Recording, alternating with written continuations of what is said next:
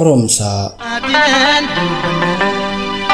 yaa Waaq guyyaa har'aa kan gammachuun guutaminaaf taasisi bahee hamman galutti eeggumsa kee narraan dhaabiin hamaa narraa qabi gaarii natti qabi sittamma ganfadhaatii ana garbicha kee gattee hin gatiin galannii fi kabajni guddaan siif haa ta'u. Guyyaan har'aa eeggumsa yeroo dheeraa booda qaqqabadhe ani haaraadha kaleessi koo seenaa borimmoo abdiidha har'a keessattiin of ilaala keessattiin of madaala daangaa gammachuu fi milkii koo baay'isee gadda koo keessattiin adoocha darbadheen rirriita harri mootii guyyoota hundaati biftuu ganamaa durseen ciisicha koorraa dammaqee injifachuunan eegale har'a biftuu ganamaa dursuun koo anaaf injifannoo isa jalqabaa haaraati durseen dammaqee yommuu isheen ciimmaa ishee urgufachuuf ijoollee ishee diddiimatan susukkuumaa ammuummii barii ammuummachaa hirriba dukkanaa dimismisaa injifachuufi ifa dimismisaan ija ishee saaqqataa urrii bittinnaa'een of dadammaqsitee abjuu ishee siikkattee hafuura dacheen fuula ishee dhiqataa ifa ifaa baatu daawwachaa onnee koo gammachuun guute laphee koo afuufaa suuta waliin imaluun natti tola.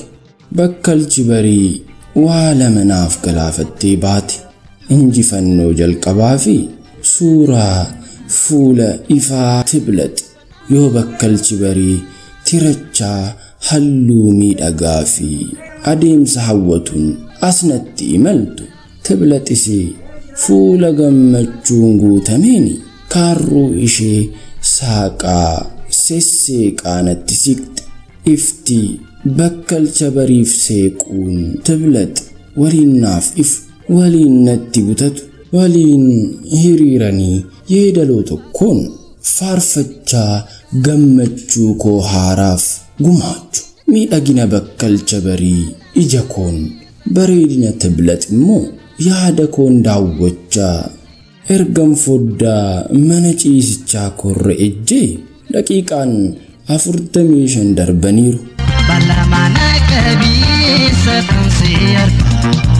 Kennaa jedhanii naa moggaasan abbaa fi haati kiyya kennaa Waaq toleen jedhama ani maatii koof kennaa Waaqaa tokkichaati inni yoo toluu fi anaan kenneef isaanis gammadanii shan ililfatan yeroo angara dachee kanaatti dhufe san garbicha koo ati kennaa Waaqa kootii isa na jaalatuuti naan jettee harmeen koo yeroo daa'imummaa koo sana harmeen koo torba deessi abbaan koos torbuma dhalche torban keenya keessaa ilmi ana qofa kaanneen shamarrani anaan argachuu fi hedduu dhama'an jaaffaa irrattis na dhugoomsatan na dabalachuu fi yaallaan milkiin fagaateen marree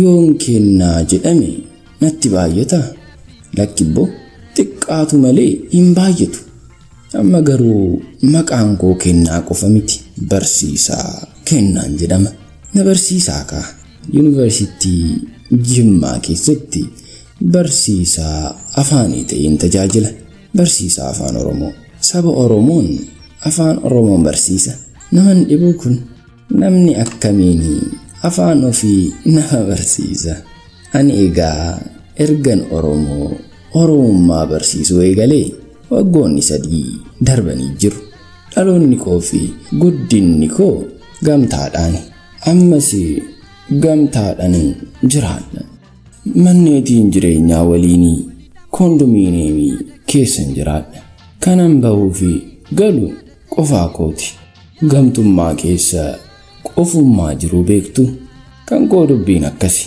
maal taatan yaa jama deeminaan jettanii yeroon natti gahaa jiraam Kan irraan immoo jireenyaatiin kutaa galuun naaf hin ta'u.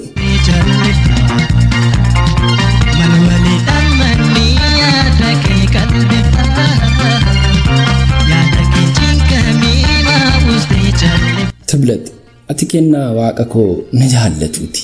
Si dhabuun fedhu hin barbaadu. Akkuma ati jara keessaniif kennaa waaqaa isaan jaallatu taateemu eeyyin akkasuma san. Ati immoo anaaf maal akka taate beektaa? Beekus meenatti himi afaan kee irraa dhaga'uun koo gammachuu lubbuu koo dachaan kumaan waan dabaluuf. Ati anaaf anummaa kooti. Ani kanan ana ta'u siin yoon qabadhe qofaa. Ati anaan ani immoo siin guutuu taana. Kun erga dhugaa ta'eeti hamma yoomiitti hir'annare hamma waliin guutuu taanutti. Tablet anaaf dhukkuba kooti. Tablet anaaf dawaa kooti. Isheenan dhukkubsadhe. Isheenan fayyas. Gaarummaan shamarranii miidhagina isaanii irra caalii yoo nama booji'u. Addunyaan isaaniin alatti ni onti. Lubbuun isaaniin alatti dhaamota qofummaa hin dandamatu. Jireenyis isaan malee ittoo soogiddaa malee taati. Tablet anaaf akkasi. Gaarummaan ishee hammeenyaan marfameera. Obboleessa kee garuu maalan godheen? Akkam? Ijaan argaaf na jibba. Karaanan ittiin mooraa seenee bahullee na dhoorge. Kenno ati maaliif waa'ee isaa hin dhiiftu? Akkam godheen dhiisu? Callisi ati. Yeroo barnoota kee xumurtu na fudhattee badda. Alas eessa abbaa isaatti nu argata. Yaanni ishee natti tole. Yeroofis ta'u sodaa obboleessa ishee isa waraabessaa sana narraa fageesse. Ofitti hammadhee liqimsuunan kajeele. Garuu hin danda'u. Gubaa hafuura isheen na ho'iste. Qaama tokkoof yaada tokko taani. Maal ta'a osoo waaqni shamarree miidhagduu fi obboleessa kennuu baatee keessattuu obboleessa hangafaa sirumattuu Tableti obboleessa qabaachuu hin qabdu ture. Maal godha garuu qabaachuu irra darbee isa fayyaan nama liqimsu qabdi. Yommuu waaqichi natti ajajummoo ayyaana isaaf koo addaan fageesse. Wal jibbisiisee anaaf obboleettii isaa jaalalaan walitti hidhuufi onnee keenya walirraa tolche. Waliin walitti nu guutuu fi hir'uu nu uume. Kennoo ko oo lubbuu ko sin jaaladha beekta miti? Shakkamuun isaa atoo hammam na jaalatta? Asii kaasee hamma duuba sanaatti. Hamma duuba kamitti? Hamma duuba jireenya duniyaa kanaatti. Kabajamtoota daawwattoota sagalee kitaaba asoosama gabaabaa Oromsaa jedhu kutaa tokkoffaa asumarratti xumurra. Kutaa lammaffaan hanga walitti deebinutti nagaan nuuf turaa.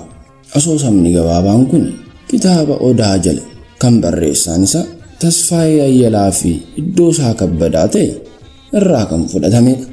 Seenessaan kitaabichaa Fu'aad Awwal waan dhaggeeffattaniif galatoomaa. Horaa bulaa.